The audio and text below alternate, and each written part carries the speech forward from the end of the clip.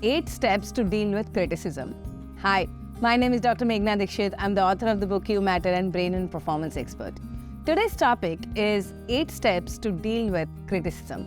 But before we dive in, make sure that you subscribe to this channel, hit the bell icon so that you can listen to every new video for your personal development. Let's start. Criticism. Haven't we all gone through it at least once in our lives? Have you been through criticism? I have been to a lot of criticism in my life, especially it all started at home. My father believed that putting children through criticism will make them tougher. Instead of going out and facing the criticism in the world and then feel broken inside, let me expose the children for criticism at home so that they are well prepared for criticism outside.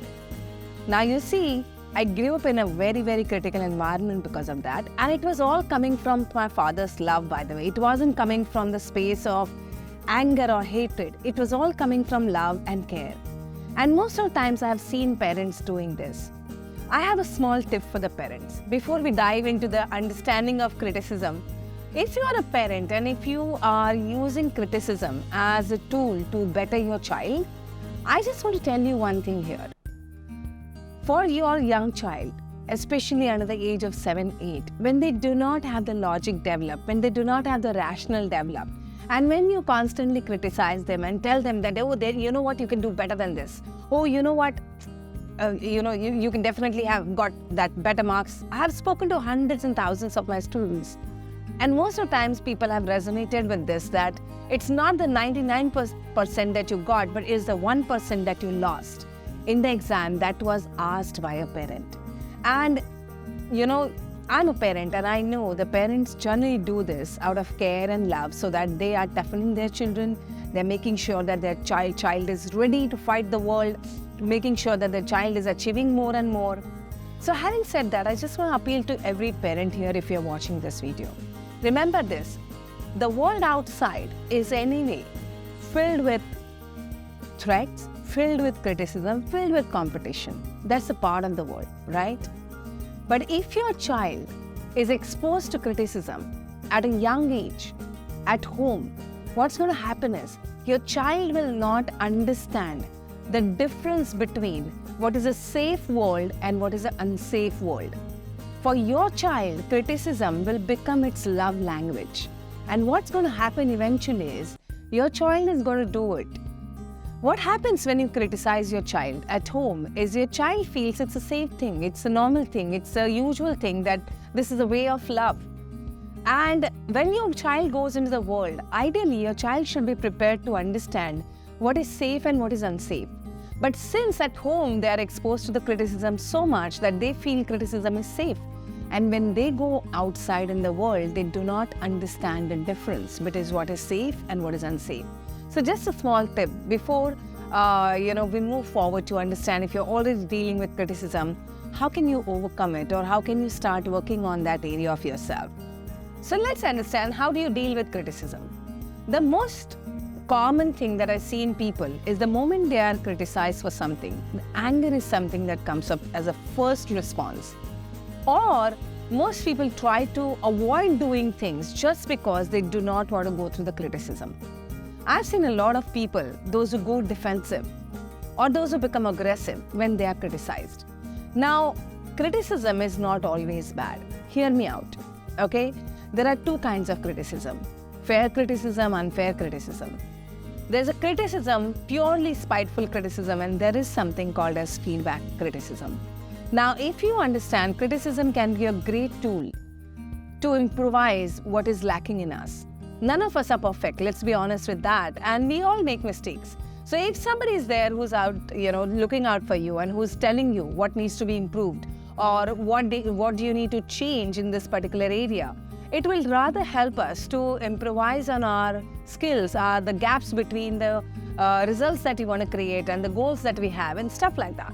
So understanding not every word that comes out of the other person's mouth that is probably a fair or unfair criticism is bad for you.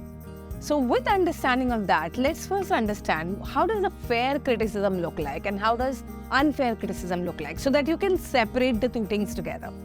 Uh, let's take an example of fair criticism. Fair criticism is always going to be given to you in a respectful way, in a good way. Let's take an example of a boss. You just gave a presentation and your boss comes to you and says, hey, you know what? The presentation was good, but you know what? Your presentation slides were not up to the mark. Maybe you could have reduced the text and maybe you would have added more pictures. I'm really looking forward to next time when you improve on your slides and next time having a better presentation. Now what happened is, your boss gave you a very specific feedback. What is exactly that you need to change next time? Whereas an unfair criticism, what it will look like is a vague conversation, a vague comment, nothing specific about it, most likely in front of people, to put you down or make you feel ashamed. So once you understand the difference between the respectful criticism and disrespectful criticism, you'll be able to understand which one to take as a feedback and which one to veto. So first understand your reaction may be coming from your past experiences of a criticism, that you already have a preconceived notion when something comes to you and you have a knee-jerk reaction of either aggressively looking at it or running away from it.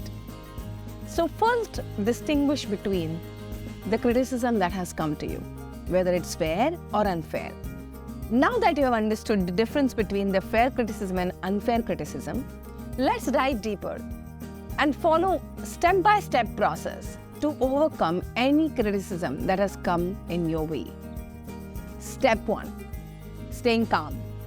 What happens is when you receive the criticism, the knee-jerk reaction is to react. Like immediately give a reply or immediately say something.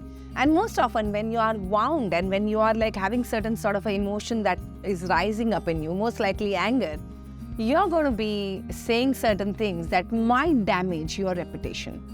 So how about taking a step back, breathing, and not immediately reacting, but taking a pause and telling the other person that give me some time, I will respond to this. So taking a step back is always a great way to analyze whether this criticism is a feedback for your benefit or whether it's coming from some sort of a spiteful intention. So just do this, take a step back. Step number 2 to deal with the criticism is to lead with active listening.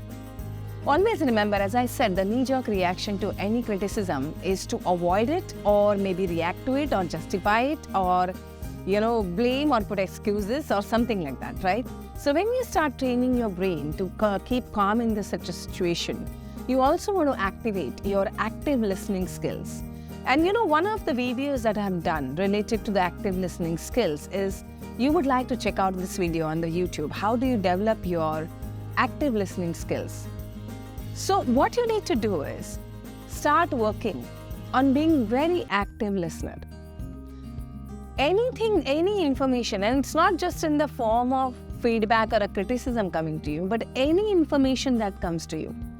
If you can just practice being fully present for that information and receiving the information as is.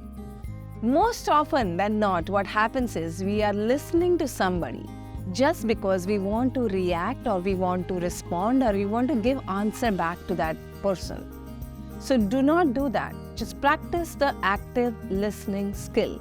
I know it's not an easy skill to learn, but something that you can start testing with maybe 5 minutes a day. What you need to do is, I have given you the step-by-step ways in my YouTube video. You can check on that and start practicing those steps 5 to 10 minutes every single day to develop your active listening skills. It will really help you not just in criticism, but a long way to become a great leader and an influencer in your respective field. The third step, recognizing if there are any biases coming up in your space. Most often we have the negative bias. Our brain is tuned into negative bias. We out of all the conversation that probably you have had with your boss or your family member, there may be 5 things that they said good about you or something that happened nice, but only 1 or 2 things that they said that it didn't go well. But your focus might be, because of this negative bias, only on those negative things. And what happens is, because you're on the back foot and you're not ready to take that feedback, sometimes we exaggerate such conversations in our head more often than not. And then with that exaggeration, we start reacting to the situation. So recognizing these patterns are very important, and slowly being in awareness, releasing them is the second and the most important part here. Step number 4, release any tension that you feel in your body. If you notice, when someone is criticizing you or giving you feedback, a lot of times you will experience shortness of breath. Your body will start tightening up, your jaw muscles will start tightening up, and you will start feeling kind of like knotty inside, right? So you need to relax. You need to take deep abdominal breaths. You need to start relaxing your body. Now, it could mean that you can start counting down in a reverse order, 50 down to 0, 10 down to 0, depending on how much time it takes you to relax and, really let go. Or maybe just get up and just kind of take, pace up and down, or maybe go for a walk or a coffee or something that will help you in that moment to kind of really start settling down in your space. Because tightness of the body indicates that it's not a safe zone and you want to run away from it, or you want to fight. So you want to relax your body, you want to give a feedback to your brain that it's all good, it's all safe, it's nothing to be worried about. Step number 5, take responsibility. There's nothing more powerful than a person who's ready to admit that they have made a mistake. When you become aggressive, or when you go justifying the mistake that you have made, you only give your power away. When you accept that, okay, yes, I made a mistake, and I will definitely work on this, and I will make sure that I will improve. Other person starts feeling that you are ready for something better. Other person starts feeling that you are admitting it. That means you're very responsible, you're very accountable. And trust me, this is so much powerful than anything else that you would do when you get a feedback. Step number 6. Now see if you can do this. Sometimes we do not have a choice to use this step, but if you can do this, it would be wonderful, especially in your intimate relationships. What happens is when a criticism or a feedback comes to you, and if you have a knee-jerk reaction of getting angry or being reactive or kind of like, give back and stuff like that, it may just spoil your relationship, right? So if you're not ready to receive such kind of information, or maybe if you're feeling too stressed or upset because of it, maybe it's a good time to revisit that conversation at the later stage. So maybe you can tell that person that I'm ready to listen to you, but not just yet. Can we give it some time so that we can, have a look at this conversation or have a look at this issue in some other time? And make a commitment, promise that person that you will come back to this conversation. This is really, really helpful, and this can save your many relationships. Of course, I know at many places you may not have the choice to do so, especially at your workplace. But especially in your family relationships or in your friends, you can definitely use this step. And this will really help you to strengthen that relationship, because emotional outbursts can be more daunting and detrimental on a relationship, rather than taking a pause and saying, hey, you know what, I'm ready to listen to you, but just not yet. Can we revisit this after a few days? Step number 7, share your perspective. See, as I said, nobody's perfect and we all make mistakes. Every person has a certain way of looking at life and certain way of looking at things. And every person has a right to have their own opinion and their views. Now, if you do not agree with someone's opinion or their views about something, maybe in a very calm, centered, assertive manner, you can actually share your perspective. And why did you do what you did? Of course, it takes a lot of courage and conviction in your own opinions and in your own safety and stability. For that, the step number 1 is very important. You need to work on your calmness. You need to make sure that your body is relaxed. You need to make sure that your emotions are in control. And that's where you will be able to be so assertive, be very sure about what you're doing, and then give your perspective without hurting the opposite person's feelings. And the last step is to draw the boundaries. See, a lot of times when people are sharing their feedback or criticism, they cross line, they cross boundaries, because we all are humans and we all have emotions that sometimes go fly over everywhere, and we just react to the situation. So there is a possibility that somebody's reacting and somebody's blasting at you, and you're feeling that you are provoked, or you're feeling that you're violated, or you're feeling that your boundaries are crossed. At that moment, maybe you can just simply tell the person that, you know what, hey, I want to hear you, but not the way that you are speaking. I want you to be more respectful. Or if you can't do it right now, I want you to be keeping quiet right now. And maybe later on, when you're quiet or when you're calm, you can come back to me and I'm ready to listen to what you have to tell me.